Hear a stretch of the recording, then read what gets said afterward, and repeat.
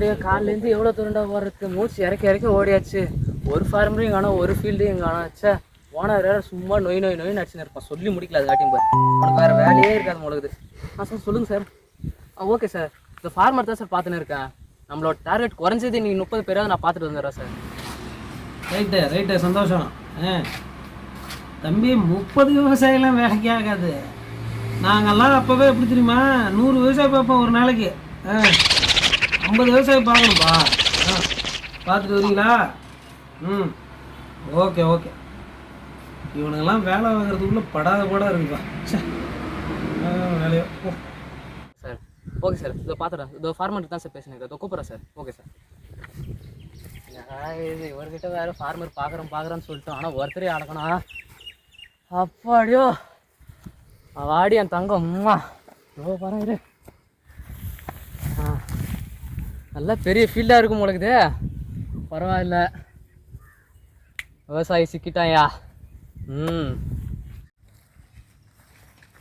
ஐயா வணக்கம் ஐயா.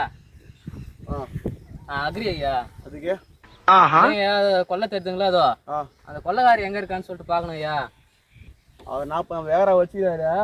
அத மாங்காய் மரங்குது பாரு, அங்கதான் உட்காந்து போய் பேசுவா. அப்போ அப்படியா? ரொம்ப நன்றி ஐயா. வரையா ஐயா. ஆள இருக்கீங்களா? ஐயா வணக்கம் ஐயா. வணக்கம் சொல்லுங்க. நான் அக்ரி ஐயா. சரி, இது மாரி அங்கே நெல் நட்டுருக்கீங்களா? அது பார்க்கலான்னு சொல்லிட்டு வந்திருக்கேன் ஐயா. நான் நட்டுட்டேன்யா. பயிர்லாம் தானே ரொம்ப குட்டி பிடிச்சி வச்சிருக்குது. சரியா கதிர் வராமல் இருக்குது, பாதி வந்து வராமல் இருக்குது. அதுக்கு நம்ம கிட்ட ஒரு மருந்து இருக்குதுங்க ஐயா, ஜென்னமினோ. தெரியுதுங்களா? ஜென்னமினோ இந்த மருந்து அடிச்சிங்கன்னு வச்சிங்களா, ஒரே ஒப்பா எல்லா இடமும் வந்து கதிர் வந்துடும், எந்த பிரச்சனையும் வராது. ஏக்கருக்கு குறையாம 40 மூட்டை எடுத்துக்கலாம். பாத்துங்களா? எத்தனை வேலை சாப்பிடணும்? இல்லையா? காலையில சாப்பிடணுமா சாயங்காலம் சாப்பிடணுமா? காலையிலயா? பாதி நீங்க குடிச்சிருங்க, பாதி நான் குடிச்சிடுறேன். உனக்கும் பயிர் வைக்கிற தொல்லை இல்லை, எனக்கு என் ஓனர் தொல்லை இல்லை. குடிச்சிட்டா